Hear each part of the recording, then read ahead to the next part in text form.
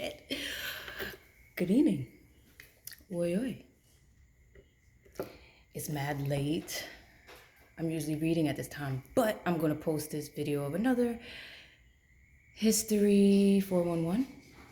I gotta do two things at once. I have to finish cooking the seafood rice, which is going to be extremely late. My daughter's been asking for it, and I want some too. And I was doing homework, so I got caught up on time. So today's Histories 411, while I'm cooking, will be on a description of what was going on back around the 1840s involving a Nigerian princess named Princess Diana, who is known as Sarah Forbes Bonetta in historical records. She became one of the godchildren of the British monarch, Queen Victoria. And at the same time, I'm going to include, like, I don't know if a lot of you have heard of, you probably did, but have heard of the Burkina Faso's leader, Ibrahim Traore. He said a couple of things that sparked my attention because everything that I'm saying is connected to what he's doing for Africa. So he's basically trying to untie the knot that's been going on in there. Yeah, so we're going to get into that. So let's take our minds back to the 1800s, mid 1800s, about 1845, I want to say. Once again, I don't have my notes. I'll be on the top of my dome with this because I have a lot of stuff, a lot of history in my mind. So we'll go over that. So let's get ready for a little History 411 on the Nigerian princess who was kidnapped and sold into slavery to the British Empire named Princess Diana. Okay, so we're in the year about 18. Stop, little girl. So we about in the year, sorry, that's Lacey Nicki Minaj trying to get in my stuff. So we're about in the year 1845, about 1845, 1841 or 1845. And there's this village called the Yoruba village. And the Yoruba village is by Nigeria. The Yoruba people is part of like a conglomerate. It's like mad villages, like how America has states. Africa had their states, but they had villages. They were prominent villages back then. So they were already being attacked by, it's the same people. It starts with a D, I want to say it's Dahomey or something. They're being attacked by them. The Dahomeys were a village of Africans who, they were poor because right around the time colonists was coming through Africa. This is right because the scramble for Africa was completed in the 20th century, but it really started around the early 19th century when colonists was getting their hands in there for the riches, like Congo and all that. So this village, the Dahomey village, was one of the ones that was invaded first, but they were like, they decided to get down instead of lay down, which a lot of African people resisted colonialism and globalism, so they lay down, but very few got down, and the homies got down. A lot of black people always reflect on slavery, but it's like, why do y'all just go into slavery? Why not ask the questions like, how are we becoming slaves? How did that happen or whatever? So this story ties all that shit in there. So they decided to get down because they were making their money through slave trade. They were slave trading their own people. And when I say own people, everybody was Africans. But even if you took over villages, like how I was explaining, Emperor Tewodros was taking over villages through his campaigns, and he was taking relics and stuff like that. Africa was doing that to each other. So The Homie tribe, they were the ones that was they were taking. They would win wars or win conflicts, and the people who they won against, they was taking them as slaves, but not their slaves. That's how they were making their money. They was trading off slaves. So the Yoruba village was one of them when they had lost by the homies or whatever they're called. But they took over the village and they started selling people as slaves. At that time, there was like a naval expedition, and the naval expedition was led by the British Empire. And so one of the head generals of that naval expedition came across the Yoruba slaves. One of the Yoruba slaves was Princess Aina, the princess of the Yoruba king, who was exiled and killed. All of them was killed. Her whole family was slaughtered. So she was about 4 years old at the time. So they got her in one of the ships, and she was going to be presented to Queen Victoria as a gift, which she was. On the way to there, she after the opposing African village sold her, she was on a naval ship going back to Britain, and she was essayed by the commander and Lord knows who else on that ship. Keep in mind, she's about 4 or 5 years old. They were saying like gross things in like their diary notes when they were writing about the expedition, how they really, like they did with Prince Alamehu, how they really enjoyed her. She was one of the best. Oh my God. He didn't even talk about that. But yeah, so they did that to her. So when she got to England, she met with Queen Victoria, the British monarch at the time. And when she met with Queen Victoria, Victoria liked her because from, I guess, where she went to, from Africa to the UK, she picked up on English and learned English really well. So the monarch liked her. Was like, oh, she's real smart. She's one of these smart niggas. So took her under the wing and named her, everybody knows this, the Godchild.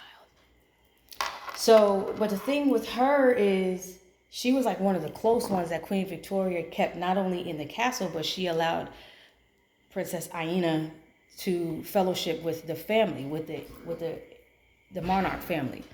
At that time, Queen Victoria had a few kids. She had 9 kids in total, but she had a few kids, and one of the kids she got real close with, named Victoria, the oldest daughter of the queen. But the queen later renamed Princess Diana to Sarah Forbes Bonetta. Why? To erase everything and rewrite everything. So she's there. As she gets older to age, she's like, Queen Victoria is like, basically, to make it simple, maybe not in these exact words, but she had plans to, in a form of eugenics, to strengthen the bloodline and keep it going. Keep in mind, she had 9 children. Most of the children were females. Princess Aina was with one of them. And all of Queen Victoria's children, female children or children alone, whatever children was, they would all get together, huddle together, be like, oh, I'm going to marry the king of France, or I'm going to marry the king of Prussia, or I'm going to marry the queen of Hungary. And it's like, they did do that though.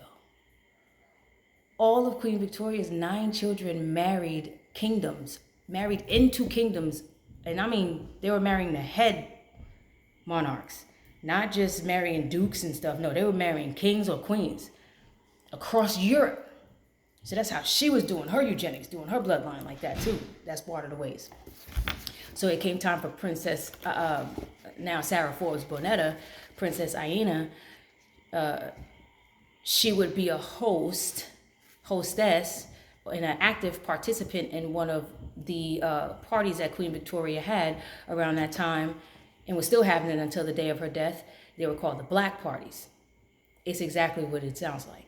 It was called the black parties. So she would have either, through her blood relation, she would have either black men with white women or white women with black men on purpose. It was like some kind of petting zoo going on there, some kind of lab work going on. And Sarah Forbes Bonetta was one of them. And she participated vividly in that stuff. So as she got of age, as she got to her adult age, Queen Victoria hooked her up with a very prominent French young man. He was like a prominent businessman, like a banker, that he had ties with the monarch, of course. And she hooked him up with him. It was a forced arranged marriage that Sarah Forbes Bonetta, Princess Aina, did not want to do, but she was ordered to do it. There's no telling what would have happened if she didn't do it. Bad enough she went through all that she was going through. So Princess Aina, aka Sarah Forbes Bonetta, had to marry this man, unfortunately. Okay, I'm back. My bad. I had to get my laptop. I had to get my notes so I can explain this further. I couldn't keep going off the top of my dome with this one. So, yes. So, to confirm, yes, she was born into the Yoruba clan, the Yoruba village, and her village was invaded by the Dahomey village. And after, there was invaded, all of her close kin, everybody was slaughtered. So, everybody else who was left over was sold into slavery by the Dahomeys. Dahomeys, that's how they were getting their money. So the British Empire bought Princess Diana, and she was bought by one of the high generals at that time, named Captain Frederick E. Forbes of the British Royal Navy, and she was brought to England, where she became a close associate of Victoria. So let's get more into this. She appears to have been orphaned at about 5 years of age when, in 1848, her parents was killed in a raid on their village by warriors of the Kingdom of Dahomey, now Benin. Dahomey's king, Jezu, was a prominent 19th century slave trader who enslaved the captives from such raids, like I was telling you. As she apparently came from a high-ranked family, she was kept as a political prisoner, likely to be used as a human sacrifice, rather than sold into slavery. God, they was getting it in then. She may have been an under-the-table secret trade with the British monarch, Queen Victoria, and Frederick E. Forbes, who was a representative of Queen Victoria. So I'm sure Queen Victoria ordered that shit. She was given to Forbes, who accepted her on behalf of the crown. She was then baptized and renamed Sarah Forbes Bonetta, incorporating Captain Forbes' own name and the name of the ship he commanded. On the voyage back to Britain, Forbes noted in his journal that she became a general favorite. Ugh, God, that shit nasty. I can't believe that. It's hard for me to. And she learned the language very quickly. She struggled with weak health. I don't know what was going on back then. Tuberculosis was like heavy. Pleurisy was heavy. Like if you were indigenous and came to Europe, I don't know what Europe was doing back then. That's something that I got to dive into as well. Everybody was getting sick and dying. You wasn't lasting long in Europe. It's like, was it that dirty that everybody was like dying? The air wasn't healthy. Like I don't understand it. I don't know what was going on with that. So, Princess Aina, that's what I'm going to call her. I'm not going to call her Sarah Forbes Bonetta. Fuck them. So Princess Aina struggled with weak health that eventually progressed into tuberculosis. Despite traveling to the Portuguese Madeira Islands in 1880 in the hopes that its climate would restore her health, she died later at 37 years of age. In 1851, it was widely believed that the English climate would wreak havoc on the health of Africans exposed to it. Like I was telling you before, that's like weird. I don't know why that was going on. Okay, so we skipped over a couple of things.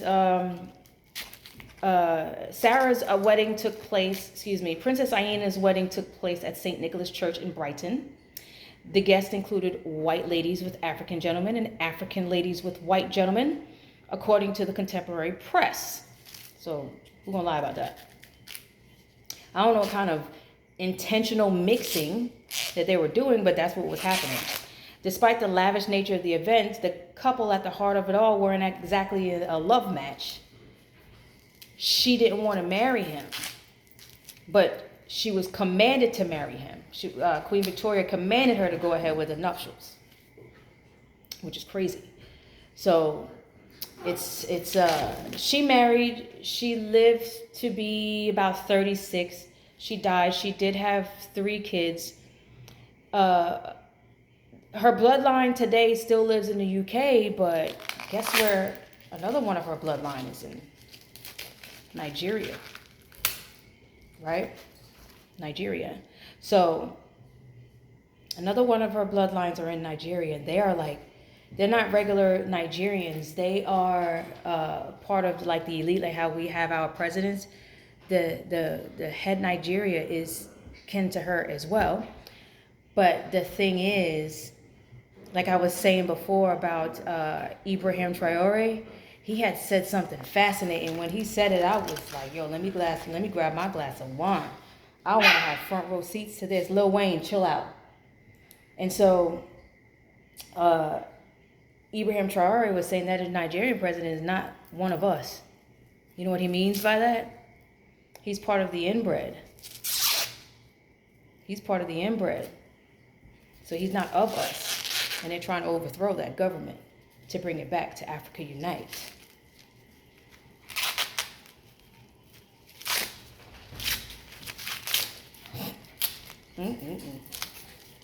I wanted to bring Sarah Forbes Bonetta, better known as Princess Aina, to the forefront as another one of the godchildren. It's more than I'm a put out, but as another one of the godchildren who were sold from a child.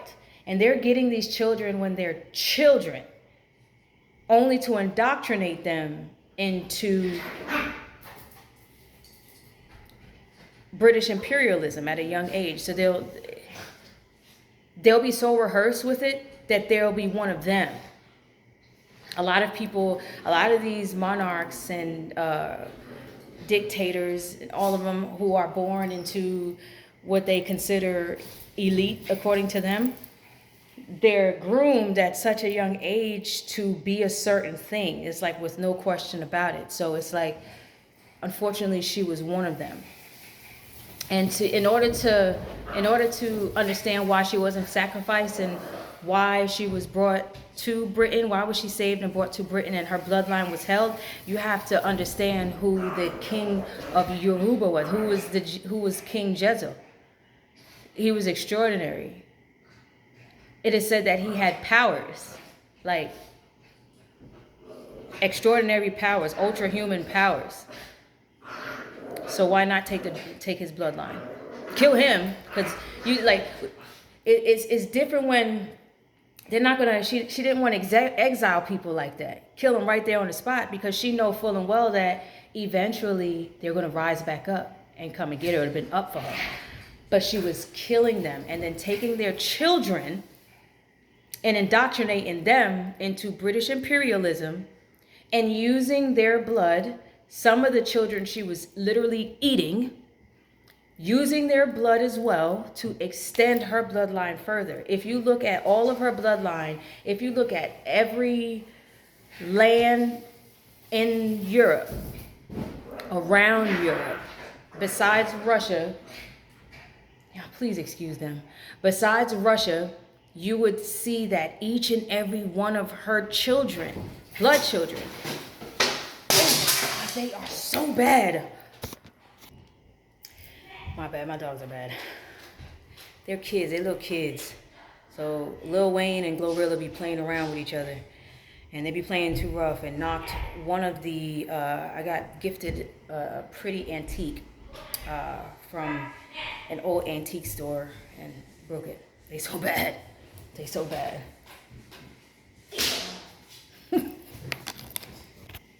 Okay, my bad. So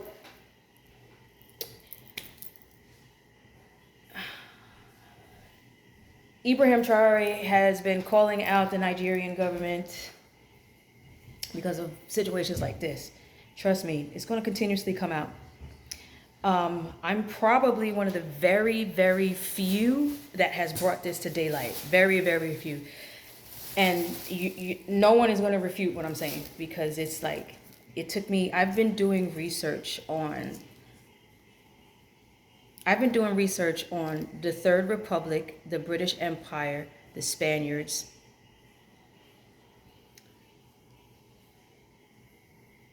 and the Ottoman Empire we're in 2025, for at least 5 to 7 years. So it's not just yesterday. I have so many examples in my head, and I have it in notes. I have notes upon notes upon notes of all of this stuff. So, and like when I keep saying my calling, like, you know, you got talented people that can do hair, nails, they can do math, they can build robots and stuff. My calling is to alert the world and let the world know how our history has really been. And it is important to dissect your history and get into the guts, of your history, so that we can, as a collective, we can find some way to re-rise again. And the leadership needs to be held accountable, and they need to be put on blast. A lot of things have been happening under this leadership. And I'm talking about the leadership for at least the past 4 centuries, at least. So it's So hopefully Ibrahim Traore is very protected, very, very protected. I pray for his protection. Another one of the African descendants, or another one of the African royalties I did want to bring. It's included with Princess Aina, was King Jaja of Opobo. His full name is Jubaha. He was born in 1821 and passed in 1891, according to records. He was the founder and first king of the Opobo Kingdom in present-day Nigeria. Originally belonging to the Igbo ethnicity, he was initiated into the Ijaw people during his time in Bonny. At the 1884 Berlin Conference, the Europeans designated Opobo as a British territory. When Jaja refused to cease taxing the British traders, Henry Hamilton Johnson, a British vice consul, invited Jaja for negotiations in 1887. Jaja was abducted on arrival aboard a British vessel. He was tried in Accra in the Gold Coast, now considered Ghana, then exiled first to London and later to St. Vincent and the Barbados in the BVI, which is the BWI, which is the British West Indies. His presence in the West Indies was alleged to be the cause of civil unrest, as the people of Barbados of African descent were upset at the poor treatment of the king from their own homeland. In 1891, Jaja was granted permission to return to Opobo, but died on the way. Following his exile and death, the power of Opobo state rapidly declined. In 1903, the King Jaja of Opobo Memorial was erected in his honor in the Opobo Town Center. Of course, when he was exiled, of course, his son was taken. Where do you think his son was taken to? The UK. The grave of his son, Prince Waribo, Waribo, is in the churchyard at the St. Lawrence's Church, Frodsham, Cheshire, UK. Waribo was sent to Frodsham to be educated at Manor House School. He died a year later from inflammation of the lungs, pleurisy, tuberculosis, on April 21st, 1882, at age 13 or 14. And the crazy part is, he's considered one of Queen Victoria's godson. He was the son of a powerful and mighty king of present-day Nigeria. When he was kidnapped and sent to the UK, according to these colonial records, Queen Victoria is supposed to have done this and that, teach them, give them a good upbringing, even though they had a dynamic upbringing in their African colony.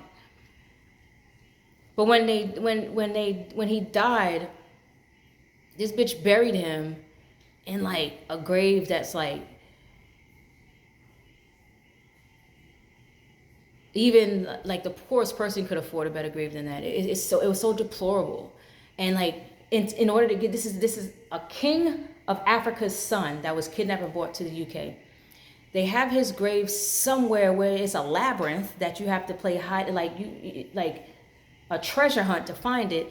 And in order to find it, you got to follow like these white arrows that point to his grave. He has no headstones. He's just like this little ass stone that has his name on it. Like it's like, and that's all of her fucking godchildren that's like that. Like it's like,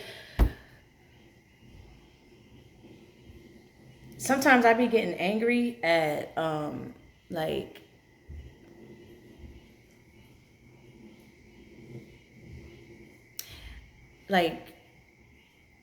people with money. And it don't even have to be just black people. I'm talking about non-Europeans, even the fucking Europeans too. Them with money. Like, I'm talking about them. Like, everybody with money. Like, how could you not? Like, of course it took me years to dig this up and find a lot of this stuff out, but how could you not invest your time into understanding history? This is why a lot of us folks are only first generational richness. You can't pass it down to your kids, and it's not going to stay long enough because we're not getting it rightfully. We're not getting this shit rightfully. Like, in order to get it rightfully, you have to challenge. Sometimes you have to challenge the hand that feeds you, because you gotta.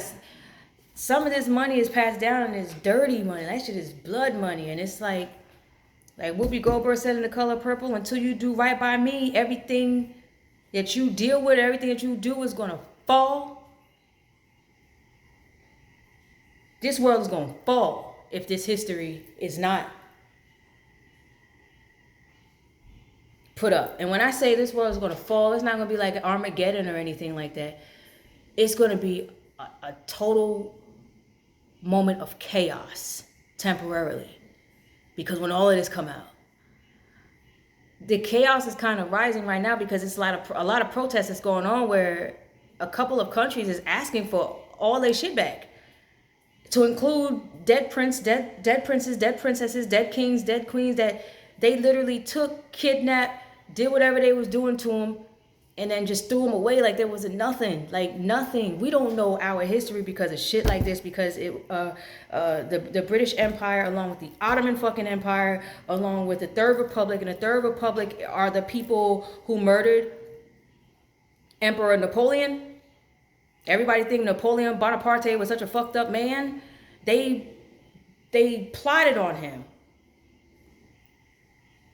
The British Empire and the Ottoman Empire and the Spaniards plotted on him and murdered him. Murdered him.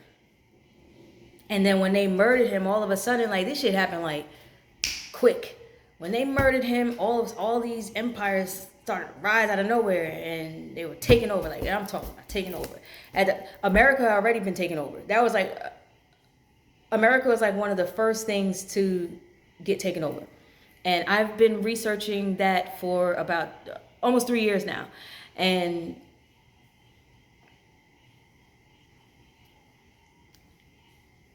that right there, I'm going to need mad time. Like, I'm going to need mad time to even present it, because it's going to piss a lot of people off, because that it's very sad. And the thing is, America is very, very protected. Like, don't worry about no nuclear stuff. Don't worry about none of that. America is very protected. They know better. That you can't even hide what we are and what we were. You can't hide it no more. That shit can't be hidden no more. It's like it's gonna reroot itself. It's gonna come out. Everything's gonna come out. Everything's gonna come out. Like, I don't even have to say about America's history, because it's gonna come out. It's already slowly coming out. But so far we went over Prince Alamayahu, the son of the Ethiopian emperor, Emperor Tewodros, and Empress Tererokube. We went over the Yoruba princess, Princess Aina of Africa, Prince Waribo of Africa as well. There's still more. This is 3 so far. There's still more to go over, so you guys can see the pattern of what was going on and how we were used, like what they were doing, and how high eating and consuming in order to know and in order to gain power. They were doing that. That's part of our history that everybody should be knowing. And we should all join in the fight to return everything that was taken by way of colonialism and war. Love you guys. Have a great night.